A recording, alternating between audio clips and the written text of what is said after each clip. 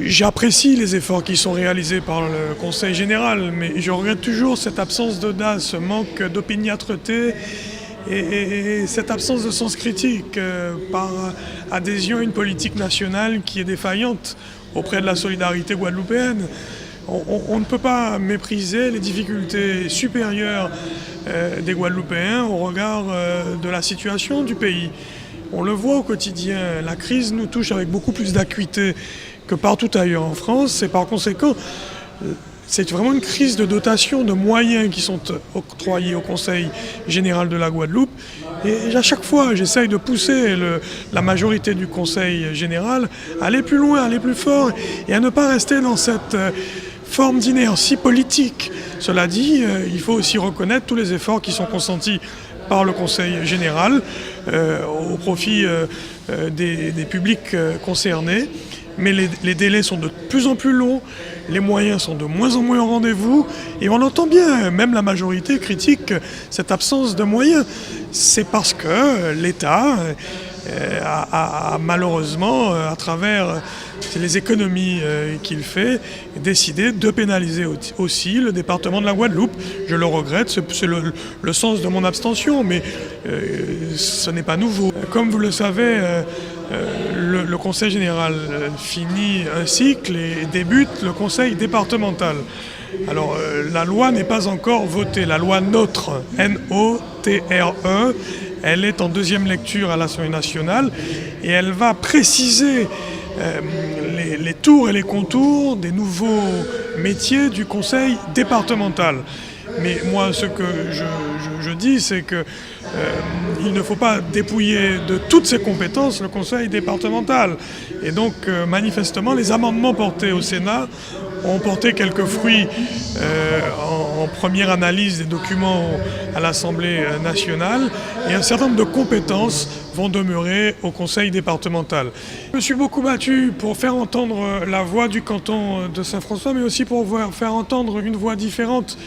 Mais désormais, il s'agit d'envisager une alternance politique au sein de la majorité du Conseil départemental. Tout cela est possible si nous sommes rassemblés à travers les candidatures de l'UMP, les candidatures de l'UDI, les candidatures des diverses droites au sein de l'archipel guadeloupéen. On peut très bien envisager une alternative crédible, majoritaire, au sein de la future Assemblée départementale.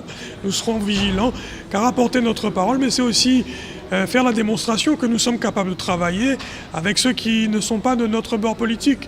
Et moi, je félicite le président de l'exécutif départemental, car il a su garder cette instance de dialogue et de construction aussi, puisque mon canton en a bénéficié, donc il ne faut pas tout jeter à la poubelle, il faut demander plus, toujours plus, être plus opiniâtre, faire preuve de plus de pugnacité, et avoir cet esprit critique qui est notre liberté, celle de la minorité, celle de l'opposition, raisonnable, constructive pour la Guadeloupe. Et je crois que le président Gillot et moi-même, et d'autres, comme le président Lurel et les présidents des communautés d'agglo concernées, nous avons su nous mettre ensemble pour travailler au bénéfice de l'eau. Le problème n'est pas réglé, nous devons aborder les questions relatives autour d'eau. Cela ne fera plaisir à aucun élu, surtout à ceux qui sont en campagne, à moi non plus. Mais si nous ne faisons pas montre de solidarité, eh bien, ce sont toujours les mêmes qui auront de l'eau et toujours les mêmes qui n'en auront pas. Par conséquent, nous reviendrons sur l'instance consacrée pour justement venir vers la population et faire appel à cette solidarité hydraulique pour que tout le monde ait de l'eau. Peut-être pas tout de suite, tout le temps, en ce moment, puisque les premiers prémices du carême laissent à penser que les usines de production, et particulièrement celle de Bello-Cado, est en souffrance. Nous devons donc anticiper un tant soit peu, je serais tenté de dire pour une fois, mais hélas, cela contrariera un certain nombre d'entre nous. Nous devons temporairement être solidaires les uns les autres et continuer de travailler à ce que les collectivités apportent leur financement à des grands travaux permettant de remettre au goût du jour le réseau, les usines, sécuriser l'ensemble du dispositif, que le système qui a tant fait débat, tant fait polémique par le passé soit mis à plat et que nous repartions sur de nouvelles bases pour le meilleur de la Guadeloupe et pour permettre aux Guadeloupéens d'avoir de l'eau en quantité et en qualité à un prix raisonnable tout au long de l'année. C'est avec une certaine émotion que j'ai présidé cette dernière séance de la mandature et la dernière séance aussi du Conseil général, car le 22 mars, nous allons mettre en place le Conseil départemental. Nous avons eu un débat riche, d'autant plus que c'était le vote du compte administratif, un compte positif, avec un résultat de près de 43 millions d'euros. Nous avons eu une affectation des résultats qui rentrait dans la stratégie même du Conseil général. D'abord, sur nos compétences, il fallait augmenter les crédits sur l'ergonomie de l'hébergement des personnes âgées, des personnes handicapées, sur un certain nombre d'actions pour la jeunesse, notamment des terrains de foot sur à peu près 6 ou 7 communes. Ensuite, il fallait pouvoir encore mettre un certain nombre de crédits pour accompagner la politique des collectivités sur le FAC, plus de 2,6 millions. Donc nous avons quand même montré à travailler l'ensemble des interventions. Des élus ont dit que le Conseil général a bien travaillé. Donc si le Conseil a bien travaillé, c'est qu'en fait aussi, je crois que son exécutif a fait le travail. Il était fidèle à la mission qui lui était confiée dès son élection. Donc j'ai profité pour remercier bien sûr les élus et l'administration départementale qui a fait un travail, je dirais, énorme et avec beaucoup d'efficacité. Les urnes vont parler le 22 et le 29 mars.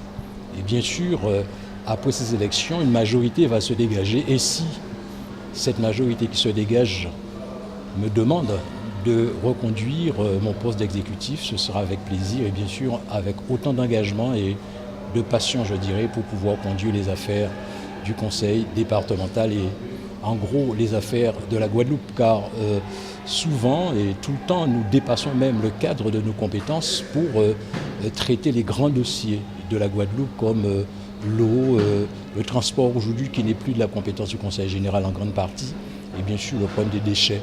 Mais aussi c'est sur la commande publique, sur le développement économique aussi que nous intervenons, car chaque année c'est autour de 70 à 100 millions d'euros que nous mettons pour permettre à l'activité économique et accompagner les entreprises. Ce qui est important, c'est de voir déjà les 3 interventions, si vous voulez, de l'organisme professionnel, je dirais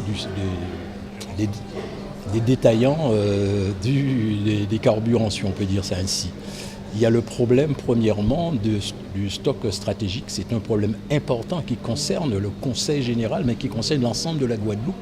Car lorsqu'on définit, si vous voulez, ce stock stratégique, c'est en cas de problème, en cas de catastrophe, il faut qu'on ait un temps où nous serons alimentés en carburant. Donc c'est important qu'on puisse faire des interventions au niveau